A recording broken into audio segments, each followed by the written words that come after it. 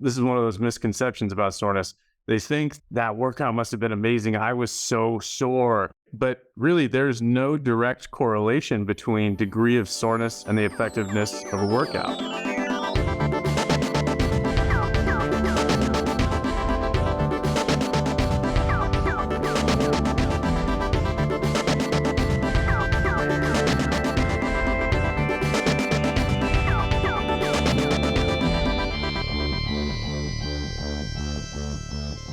We are about to launch. TNT strength in the house. We are back and better than ever. That's all about now. I don't even know if that's possible because we are fucking awesome. Amazing. This is the podcast where we help you maximize your strength as safely And efficiently. as humanly possible. That is correct. My name is Jesse Schmidt, and I have been a strength coach for 2,201 days. 201. That is awesome. And my name is Liam Bauer, and I have been a strength coach for 35 years and counting. And people, today we got a solo round. We're going to be talking with you about soreness. That's right. We're going to be talking about all kinds of stuff. We're going to talk about muscle cramps. We're going to talk about delayed onset muscle soreness. Dum, dum, dum, dum. Should you stretch? Should you do cryotherapy? What about cold plunges, ice baths? Right, is that lactic acid just pooling up in your muscles and just causing some problems? Can I work out and not be sore? That's right, man. We're going to find out all kinds of cool stuff today. But hey, before we get into that, we got to tell you about something amazing, which is our brand new line of awesome supplements at TNT Strength. That's right. You heard it correctly. We have 5 awesome supplements available at tntstrength.com. We got a great whey protein. We got some probiotics for that gut biome. Oh, that's right. We got some fish oil. Oh, good for your brain. It's good for your joints. It's good for all kinds of stuff. And we've got our mind-muscle connection creatine, which is great for strength, cognitive stuff, all kinds of good things. We got all the good stuff ready for you, the stuff that we use every day and highly recommend. And of course, don't let me forget K2D3, which has been shown among many things to help with immunity. It got very important and popular during the not too distant COVID issues that were going on in the world. We learned that vitamin D3 is very important. Get your D3, baby. So people, please check out tntstrength.com. We have a store. You can read about all the supplements. If you put in an order over $100, you will receive free shipping, and you'll feel like a superhero because you're filling in whatever gaps there may be in your nutrition. Remember, at TNT Strength, we do recommend a high-protein, whole food diet. But if you do know there are gaps, if you talk with your doctor, if you want to just take some supplements as an insurance policy, we got some great stuff for you there at tntstrength.com. There we go. Without further ado, please enjoy this solo round with Liam and Jesse on soreness. Yes.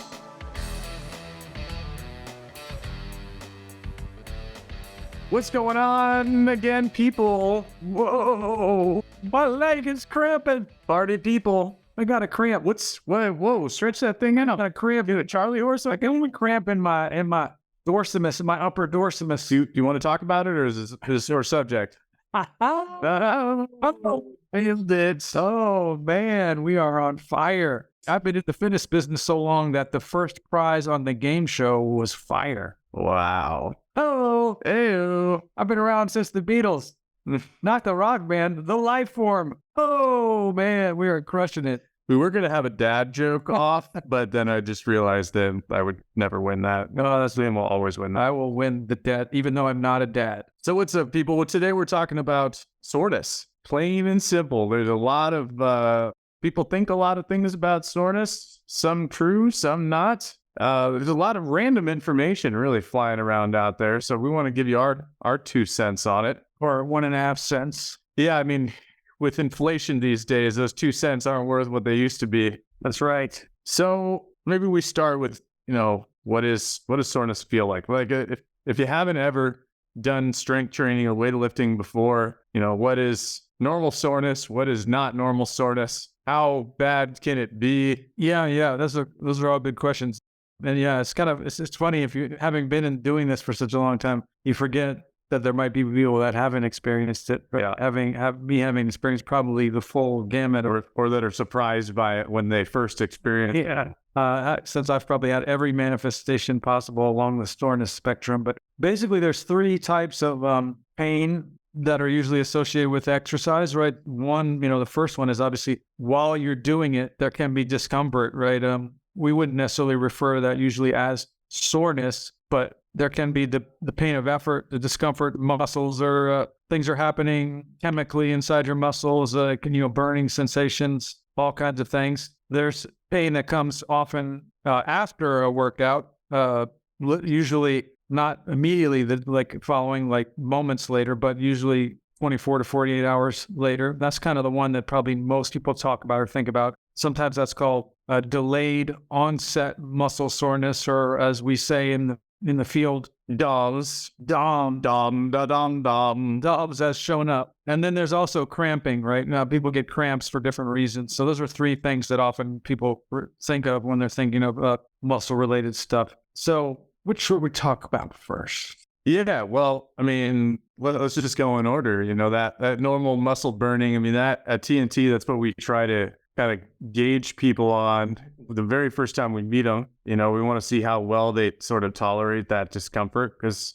that's just the reality. If you want to consistently be getting stronger and strengthening bones and muscles and just getting stronger, you'd have to be able to tolerate a degree of discomfort. Yeah, and then that, we often say it's a skill, right? You have to learn. It's a learned thing, because it's not a natural thing that people just automatically embrace it or are able to tolerate it or know how to respond to it. Hard work in this setting also can all really trigger almost like a fight or flight thing when all that discomfort shows up. The first one, so pain sort of perceived during exercise, is considered to be a kind of a result of a combination of factors, including acids, ions, proteins, hormones, all kinds of things that are going on. It's a cascade of physiological effects in response to the work that's going on. And that's true also of the later stuff. But that immediate stuff is, we're doing anaerobic exercise. So that anaerobic means without oxygen. So we're burning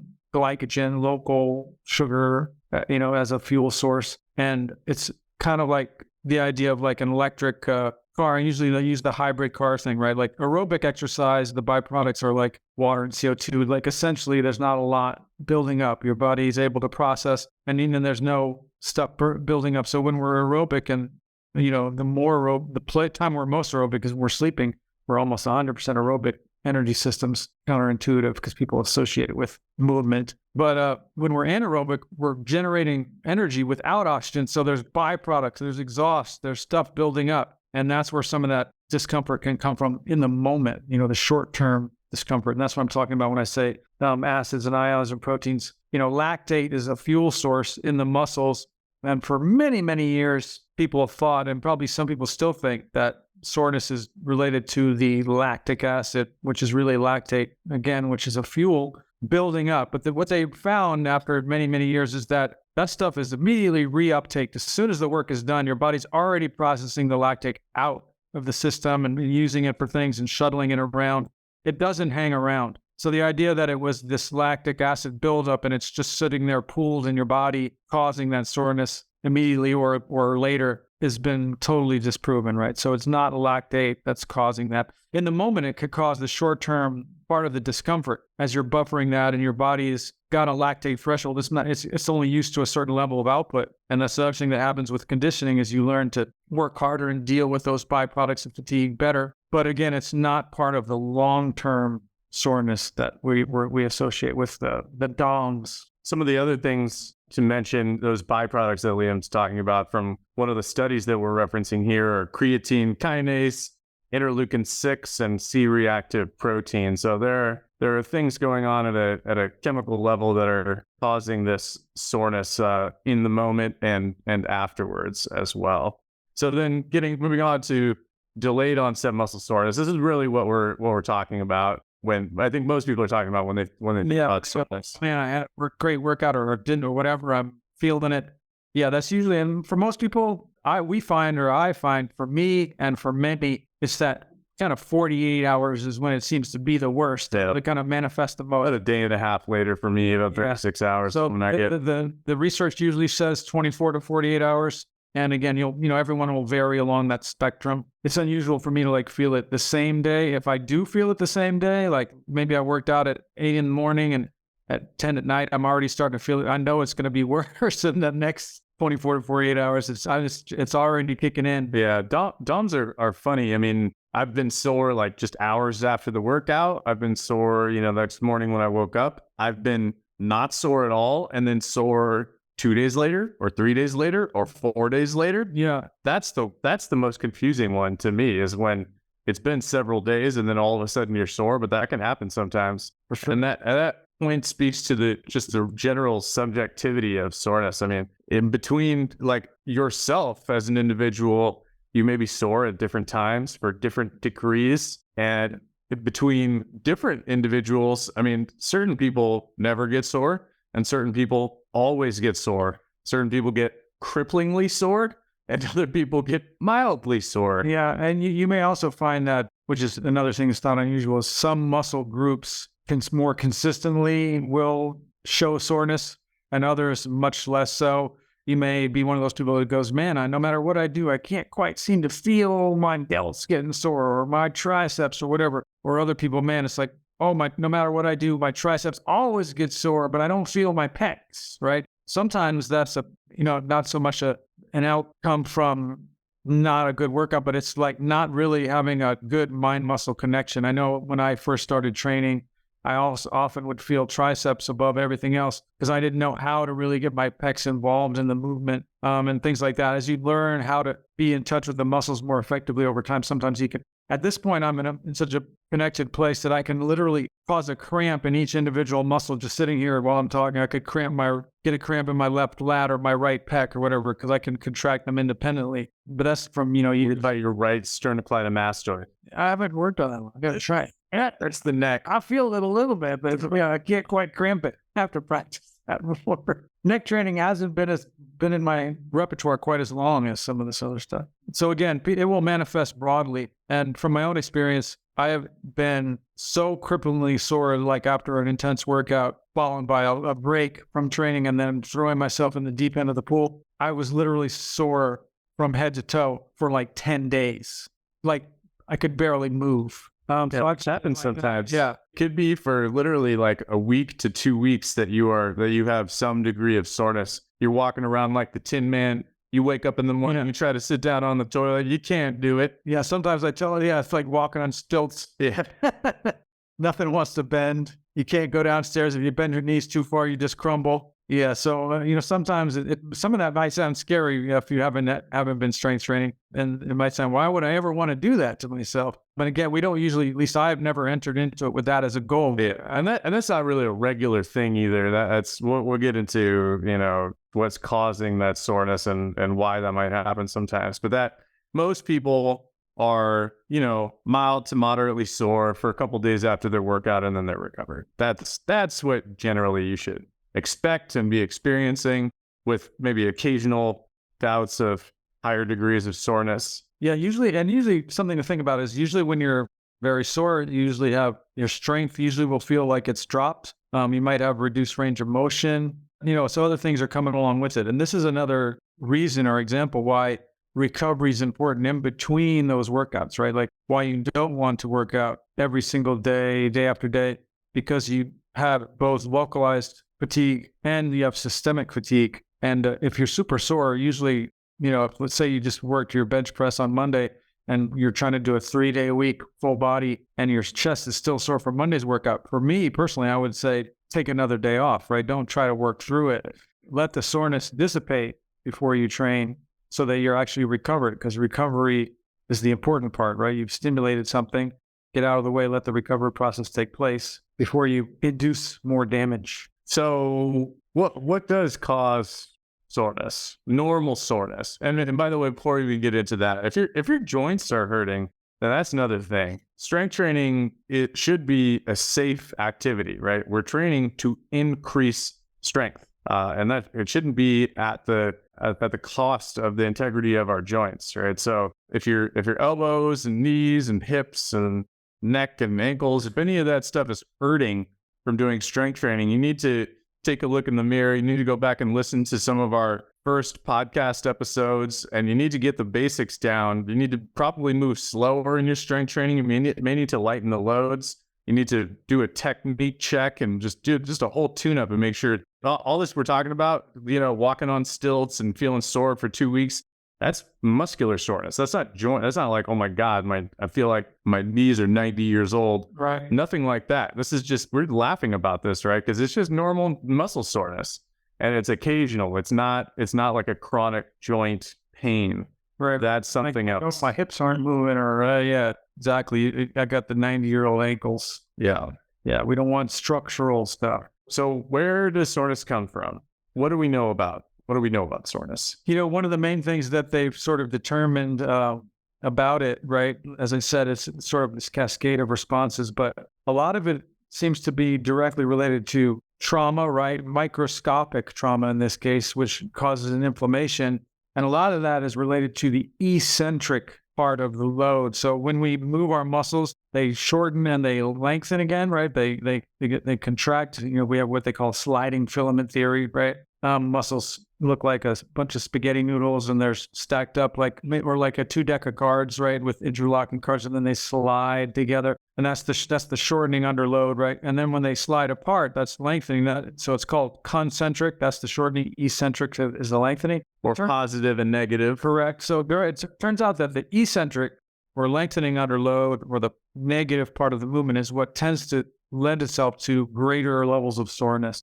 Also, the lowering of the weight. Yeah, more microscopic trauma is happening. And if you're like a nerd and you want to look into that stuff, you can look at how the cells actually slide together and what it looks like. It almost looks like little ratchets, and they're like ratcheting together, and then they have to pull those ratchets apart during the eccentric or the negative part. And that's what they associate with this microscopic trauma. So think of it as microscopic damage, microscopic levels of inflammation, but then you compound that by thousands and thousands of little cells. And, inflammation means fluid is coming in there.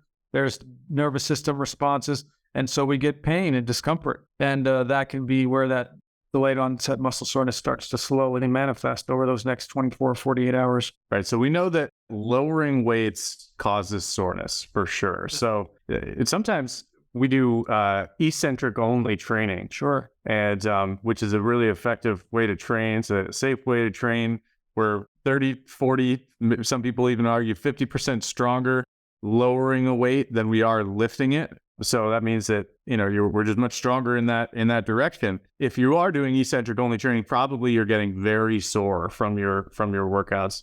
And sometimes we might have a client tell us, like, I like being sore. And we'll say, great, let's do a negative only workout, because that's how you do it. And not to interrupt that, but yes, the other thing is where you might run into this in just moving in the world is maybe you went for a hike and you're doing a lot of, coming downhill, right? You went up some steep stuff, and coming downhill is also eccentric loading, right? You're not used to like carrying a backpack, and your body is basically decelerating and lowering itself over and over again as you take hundreds or thousands of steps coming down the mountain, or, putting on the brakes when you've been, like running downhill also. So all those kind of things can also manifest some of that eccentric load and be sore. Like, well, I ran downhill, or I went on a hike and trail run, and there was like a steep downhill portion, and you're not used to it. So you could get that same sort of eccentric effect. All right. So the big takeaway there is it doesn't have to be lifting weights either, right? Any type of eccentric work can cause soreness. A lot of people think, this is one of those misconceptions about soreness. They think that, oh my God, that workout must have been amazing. I was so sore. Right. But really, there's no direct correlation between degree of soreness and the effectiveness of a workout. What we know about what makes a workout, in our opinion, effective is if each muscle has trained to muscular fatigue or muscular failure. Now, can you achieve a high degree of soreness without training a muscle to failure? Absolutely. And so that's what we need to watch out for. Might you have gotten to muscular failure in that boot camp class? Maybe. Yeah. Maybe even probably. But it's not a guarantee that just because you're very sore that you you did stimulate new strength of muscle in those muscles that are sore. Correct. Yeah, a lot of, again, this is something people sort of think, I am sore, I must have had a great workout. I'm not sore, maybe I didn't have a good workout. Again, soreness is not required, as Jesse mentioned right in the beginning. There are people that literally never get sore. Humans are expressed in that broad continuum. There's humans that never get headaches. There's all kinds of things that you might not think about if it's something that happens to you regularly. So soreness is not what required for success. What is required is working to that point of momentary fatigue and also allowing for progressive overload, right? Continuing to increase the challenge over time and obviously recovering from those bouts to allow this stuff to happen. Because if we're getting microscopic damage, the theory is going on that it's the repair of that damage that allows for the muscles to be bigger and stronger. So it's during the recovery process that we actually repair the damage to the tissues, deal with the byproducts of fatigue, get rid of that inflammatory response stuff. All those things are part of that process of stimulate and then recover and progress. So what's the other major thing that causes soreness? An unaccustomed stimulus is something that is a term we use a lot. And this is the classic thing. You hear someone say, I went on a company picnic and we played volleyball and I used muscles I haven't used in 20 years. It's obviously we all have the same muscles. We use those muscles every day. We didn't have mystery muscles that have been sitting in the background unused. But what happens is you use them in a way that they are not used to being used. Jesse actually can attest to this, having just recently done some things. Went out and played some softball over the weekend, and I do run on a regular basis, but I haven't been sprinting lately. And I was, it's baseball, so play is last, like 5 seconds, and you're sprinting the entire time. And I am extremely sore. Yeah, so that unaccustomed stimulus can't be overlooked as one of the main triggers for the muscle soreness. And this is the idea too that, when we change something, we get new soreness, and that often as we discussed, people associate soreness with success of the workout. So those people that change things a lot and go, oh, I'm sore, and that's good, and now I had a successful workout. It's not, again, all those things are not necessarily true. You can adapt to the movement pattern and have less soreness or maybe even none, but continue to make progress because you're being progressive and you're training to fatigue. So those are, both things. Now, we like variety. We think it can be beneficial for lots of reasons in the training stimulus, but again, we don't sacrifice the quality of the effort, meaning striving to get to muscular fatigue and allowing for progress to get in the way of just mixing things up for the sake of it. Sometimes we'll have a client go on vacation or something like that, and they'll come back and we'll stick them with the same weights they were lifting when they left, right? Or maybe even the weights are slightly heavier than when they left, and they go, "Do I need to lower the weights? I mean, I haven't been here in a week." Right. But again, we take an evidence-based approach, and current evidence suggests that, and also our own personal experience suggests that it takes people a lot longer than 1 week to lose any amount of strength at all. The exercises may feel unfamiliar because it's been a week or two since they've done them, but we had a client who about a year ago went on a trip to Europe and didn't do a strength workout for 7 weeks. And she came back and she set PRs, personal records. So, that's also a very individual thing. In my opinion, when people take a training break and they come back and they feel weaker, it's really just a mental thing, not so much a physical thing. Yeah. And so what those people try to argue is that, oh, well, I should lower the weights because I don't want to be sore.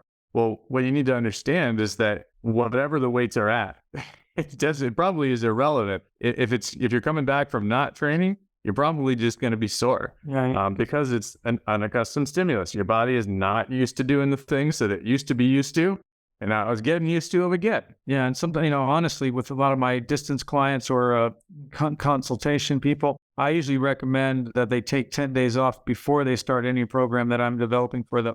Because, for any reason, if they have been training at all, I want them to be recovered and recuperated and be able to start fresh. So it's good to take a little time off here and there. Now, most of us, our lives will just create those those breaks organically. As Jesse says, somebody take a vacation, what you realize is you don't need to worry about it. You haven't lost anything, especially if it's a week or 10 days. That's literally nothing. You'll probably just come back feeling better. Yeah, the other thing that on that, this is not the topic of this podcast, but people get concerned about their body composition after, they're sick or a vacation or something like that. And that, right? If you go on vacation and you're eating twice the amount of calories that you ate that you eat normally when you're home, yeah, your body composition is probably going to change, but it's not really going to have a significant effect on your strength. It's funny when I travel, I seem to eat better than when I'm at home. Because I'll always make good choices, and I'm going to eat some steak and a salad. And I go home and go, "Where's those Doritos?" You are a unique and beautiful snowflake, Taku. No, we all have to be out there. Hey, what are those guys doing here? Whenever I feel like I'm stalling out on my bench press, I know I need a new strength curve. Whether you're stalling out on the road or stalling out in the gym, you need something with great engineering. That's right. So look for the pendulum. Pendulum. Not just your average strength machines. No, they have smooth strength curves, amazing rigidity. And did we mention the engineering's fantastic? That's right. Not to mention, they come in cool colors. Like red and silver. Well, that was kind of weird. What was that all about? Back to the interview. So people get cramps, right? And cramps can happen almost any time, right? And this is an interesting thing. A lot of times cramping is, in many people's minds, is associated with fluid imbalances, electrolyte imbalances, like, oh, you must be dehydrated, right? You don't have enough potassium or sodium or whatever. But the reality is calcium. Raise your hand. How many hands are up? If you've ever had a cramp, like in the middle of the night when you were sleeping, right? So you don't have to be sweating or moving or doing anything to get a cramp. Most of us have probably had a spontaneous cramp when we weren't doing anything. So sweating is not part of getting cramps. It doesn't mean that it can't happen because of those electrolyte things or those imbalances. That could be a trigger, but it isn't required. Cramping is literally a sudden electrically active contraction. It's like motor neuron hyperactivity. There's something going on, but I definitely woke up in the middle of the night with a calf cramp or something. So, I wasn't sweating. I wasn't doing anything. I was asleep. Who knows? Maybe I was having some kung fu battle or something in my sleep. But everybody loves kung fu fighting. Taku is fast as lightning. Anyway, so that's another thing about cramps. Like, it's not necessarily dehydration, right? And, that'll be the default. Like, oh, you must not be hydrated. Well, if you get cramps, people like musicians, for instance, professional musicians who are doing these highly repetitive controlled motions, they will get cramps, but they're not sweating, right? While they're sitting there in their chair, playing their violin or whatever they're doing. So yeah, it isn't necessarily associated with those things at all. Can be, but that's not necessarily the trigger. But cramps is a separate thing that these other types of soreness that we're talking about, and not one that really manifests as much in our settings. Yeah, it's kind of rare to get a muscle cramp. Sometimes you might not have access to this if you're training by yourself, but occasionally a client will get a cramp as they're going through a workout, and I like to do what's called PNF, that stands for proprioceptive neuromuscular facilitation. That's a big word. I like to say it because I sound smart when I say it. Ding, ding, ding, ding. Yeah. Basically, it's just an assisted stretch, and so that's the recommendation. If you get a cramp, just stretch that muscle out, and it should feel better in a couple seconds. Sometimes some people get pretty brutal cramps, and it might take longer to stretch it out. I was sort of reminiscing and talking about, I used to be a competitive skateboarder many years ago, and I'd be out skateboarding all day. I was on a skateboard team, and we'd be in the swimming pools and flying through the air, and we would just skate for hours and hours. And I would be coming home, and on the subway out here in the Bay Area, we have BART, the Bay Area Rapid Transit, and I would literally, my quad would start to cramp, and I would try to pull my heel towards my butt to stretch it, and then my hamstring would, and I'd be cramping in both directions simultaneously. There was like no way to relieve it, and you'd be like having this weird conniption on the people were like, "What's wrong with that kid over there?" And give me some magnesiums. Yeah, maybe it was fluid imbalance at that point, because we'd be out there for hours and we'd only eat Wiener Schnitzel for lunch or something. That's what happens when you're like 16 years old. You don't know any better. Yeah, that said about the minerals, the what we just mentioned, magnesium, calcium, potassium, sodium, those are all minerals that are involved in muscular contraction. And I personally take a electrolyte supplement on a daily basis, and as as active athletically as I am with strength training and rock climbing and softball and ninja and running and obstacle course racing, I basically never cramp. So I do recommend It's a miracle. checking that out. He's cramp proof. One solution potentially to avoiding soreness altogether is to focus on concentric only training. So I have an example of positive only lifting the weights and not lowering the weights. This is more challenging in certain exercises than others. Like a leg press, it would be pretty tough if you're, it's very heavy. But I have a client who he does a lot of like DIY projects. He's very talented. He does his own plumbing and construction work, and it's labor intensive. And he'll come in on a Wednesday or Thursday and he'll say, hey, I got some projects going on this weekend. I really don't want to be sore if I can help it.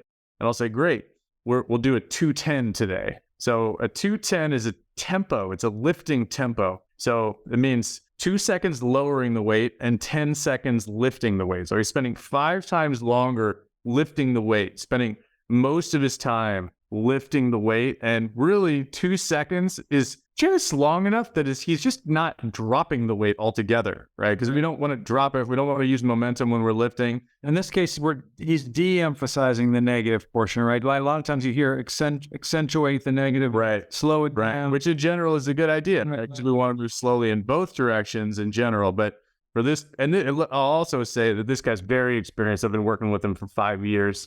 And he knows what he's doing, right? There's very few exercises I can throw his way that are going to throw him for a loop. If you're doing something like a deadlift and you have padded floors, right? You could lift the bar to the top and just drop it. Yeah, or you have bumper plates and the right kind of platform. There are a lot of athletes who do that on purpose. They'll just do the lift.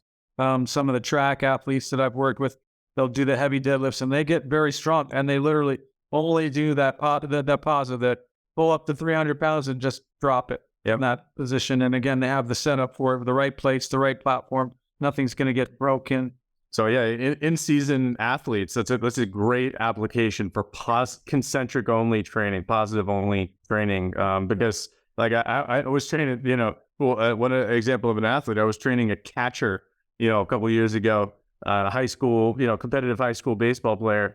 And, if we let's say we did a squat and he was going to be, walking like the Tin Man for a week because he was just super sore, that doesn't work so well when you're trying to catch, a fastball coming in at 90 miles an hour.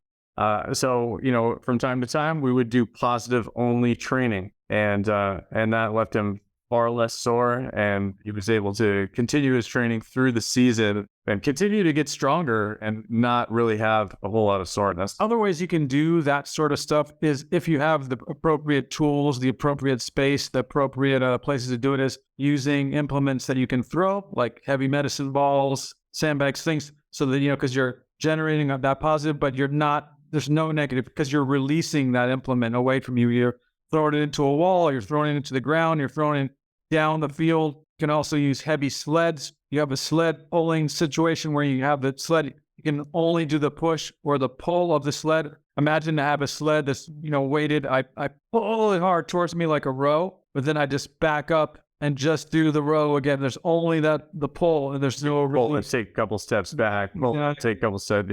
So you think not like you're pulling it and then pushing it away from you. So, when you use hydraulic mechanisms, which were popular in different settings, they only allow for positive. Is that what curves use? Curves, yep, they did that. And again, I've never known whether it was a choice to limit soreness, which would be smart, or whether it was just because they used cheap stuff. But yeah, so there'll be machines where when you curl and now when you push back, you're actually working the triceps. It only gives positive resistance. So I curl biceps and then push away that same movement, biceps, triceps. Both of them are missing the negative portion of the movement. So again, probably the less soreness induced. It won't be as good of a stimulus either.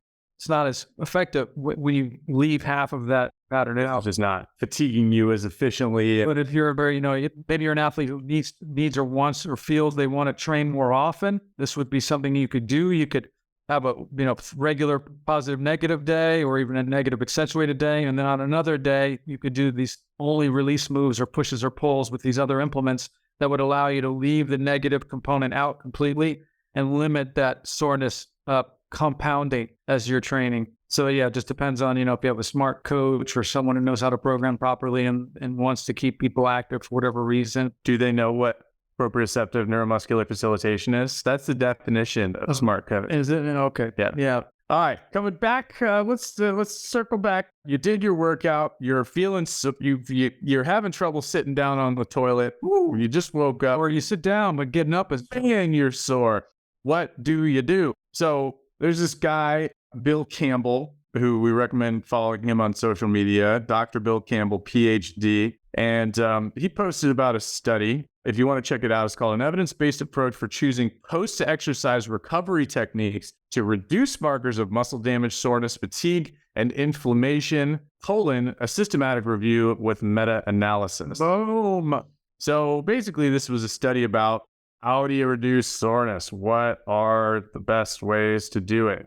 And so this study looked at a variety of different methods, from stretching to cryotherapy to massage to hyperbaric therapy to cold water immersion, electrostimulation, all kinds of different tech. Basically, those are the major, recovery techniques that people think of. Showers, Yeah. some salt baths. There's been a million things. And so you can, if you want to go out and read this, it's PMID 2975-5363. You can go check it out. But we'll sum it up for you here.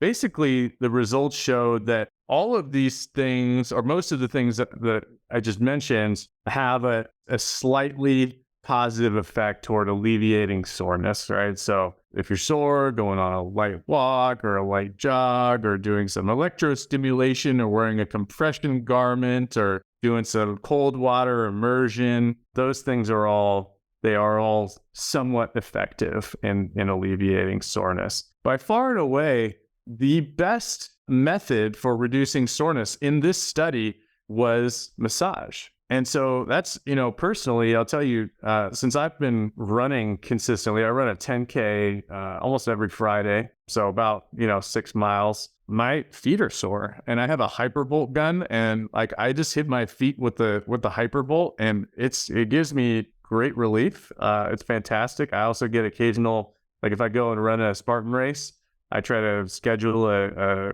professional massage with a massage therapist for a day or two later, because I know I'm going to be sore and I'm running my ass off. Yeah, for some reason, my feet are usually the most sore thing. This is other really important note to make is that in this study, there were two things that actually caused soreness to get worse. And those two things were stretching and hyperbaric therapy. So hyperbaric therapy is you're in a closed chamber, breathing pure oxygen. Not too many people have that as an option. Yeah. You don't really need, 99% of us don't need to think about it. Unless you're a professional athlete, you're not going to have access to that type of equipment. Kind of fascinating to think about, right? You're an athlete, and you're, you're an NFL player who just sprinted 100 yards, end zone to end zone. Yeah. They put the oxygen on you. You're not more sore. Oxygen, though. Because you're not in a hyperbaric chamber. Got it. So, but stretching is really the key one to talk about here, because especially I'm among a lot of runners these days, and runners always think, oh, I've got to stretch before the run and stretch after the run. And here's the thing is, if you're trying to run more frequently and you're stretching after all your runs, at least according to this study, you may be making yourself more sore. It might feel like a temporary relief, but again, you might be making yourself more sore. So in my opinion, the better thing to do would just be take a walk, take a cold shower, take a warm shower, take a bath. Yeah, even maybe some easy cycling, some low impact, but movement-based activities can be good. Getting blood moving is always good. So I think walking is probably great. Just makes sense to me that walking would be beneficial. Right. Yeah, that stretching, people need to come to recognize that stretching is a tool for improving flexibility, range of motion around your joints, right? It's not a good warm-up activity. It's not necessarily a great even cool-down activity. If you're going to do it, you want to do it after your strength training. If you want to be efficient, you could literally stretch as you strength train. So you just did your pecs, stretch your pecs. Now you do your back, stretch your lats. Now you need a shoulder, right? You could do it that way, but Don't stretch as a warm-up, especially protracted, long, slow, stretching like static stretching is actually counterproductive. And again, it's not going to lessen your chance of injury if you do it before you run. Yeah, it's funny because I've been teaching self-defense classes for like over 20 years, and they would always make them do these little stretches beforehand. And I just keep my mouth shut. I'm like, it's not keeping anybody from hurting themselves. Yeah. It's like they're either going to get hurt or they're not. But what you're doing for 2 minutes ahead of time is not protecting anyone. Everywhere I go, it's funny, right? That people have their warm-up or stretching routines, whether it's runners or ninja warriors or rock climbers or softball players or whoever. Yeah. And I just basically like walk up and start doing the thing. Like, I feel good. I don't injure myself. And I do strength training on a regular basis. That's another funny thing you hear is people will hurt themselves and say, oh my God, I should have stretched before I started doing that thing. But really probably what it was is it could be just completely random because injuries happen when we play sports, or it could be that they're actually deconditioned and they basically imposed a stress on their body that their body wasn't ready to tolerate yet. Yeah, honestly, the best activity is always the thing done maybe a little bit, like if you're doing batting practice, maybe do some easy swings. It doesn't have to be a weighted bat, right? Just a few, right? If you're golfing, whatever. If you're running, walk and then jog and then run, right? Like it's the same, just locomotion. So do that thing and ease into it. That's okay if that's something you feel like you need to do, right? If you ever watch sprinters, this is a great example. Elite sprinters, get ready for the 100 meters. You never see them stretching. If anything, you see them doing plyometrics. They're like jumping in place. They're mini sprinting on the spot, right? They're doing their quick, brief, intense bursts of stuff. You don't see them sitting there like with their leg out in front of them and holding it for 30 seconds and doing a hamstring stretch. They don't do that kind of stuff. And actually, that's a good point, right? If you're dead set on stretching and you're like, no, TNT's dumb, I'm not listening to them. I always stretch. I'm gonna keep doing it. Maybe instead of static stretching, do some dynamic stretching, right? Do just quick movements, stretch out those muscles, right? Cross your arms, swing your arms, crossing across your chest, back and forth, that sort of thing. But don't hold it for 60 seconds. Yeah, squats, squats up and down, do some unweighted lunges, right? Even those kind of things could be considered stretches. Yeah, so there you go. Dynamic stuff. So let's recap what we talked about here. So soreness, what's normal? You're gonna probably feel some degree of soreness for 24, 48, maybe 72 hours after most workouts. Sometimes it's more intense, sometimes it's less intense. That soreness comes primarily from either unaccustomed stimulus, meaning just doing new stuff or stuff that you haven't done in a while, or doing negative exercises or eccentric. Yeah, negative accentuated, just lowering the weights, walking down the hill. You can avoid feeling sore. You could just not move. We didn't talk about that, but you could just not move. You could sit in a chair. Practice that one in the recovery phase. Like you can strength training and just not move. That's basically what I do. Jesse's much more active than I am. I'm either working out or I'm sitting on the computer. If you want to continue doing the exercises and not feel sore, then you could try some concentric only training. There are a lot of different ways to recover from soreness. Massage is the best, at least according to this study that we mentioned in this podcast. There are a bunch of other ways like cryotherapy or, warm or cold exposure. And there are a couple of ways that really, at least according to the study we cited, can make soreness worse, like static stretching or hyperbaric therapy. So, and then also remember, lactic acid is not what's causing the soreness. That soreness in the moment or the burn or whatever is a separate thing from the muscle soreness that we've just discussed. Cramps also are not necessarily being dehydrated, whatever. They're like electrical activity that can spark up for many reasons inside those muscles. Rarely do those things happen while you're doing just a basic workout or whatever, but it could. But yeah, there are different mechanisms at play. So, we don't have lactic acid building up in the muscles sitting around. Lactate's actually a beneficial thing. That discomfort is okay while you're working out as long as it's not structural. Remember, like Jesse said, we don't want joints to be hurting. We don't want acute pain that just is feeling like, when I move this hurts in this very specific area. That is usually a structural thing, and we want to avoid that. So the mantra here is movement you can control through range of motion that's pain-free.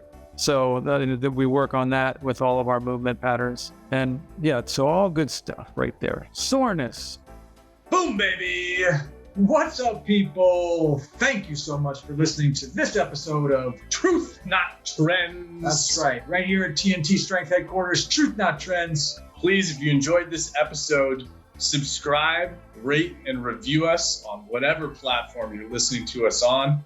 And don't forget to share with a friend. You can find us on the web at tntstrength.com. That's right, TNT Strength now coming to you in person at 5255 College Avenue in Oakland, California. You can call the studio 510-768-5421. You can also text us at 855-796-9905. Or shoot us an email at contact@tntstrength.com. And whatever you do, stay off of that stupid blue bubbly bosun. Push it out of the way. Get that wax down there and rip it out. Mixed and edited by Desmond McNeese for We Mixed It, LLC. Go to whatsoundsawesome.com. Cut that. No, we'll get it. We'll get it. Chop it out.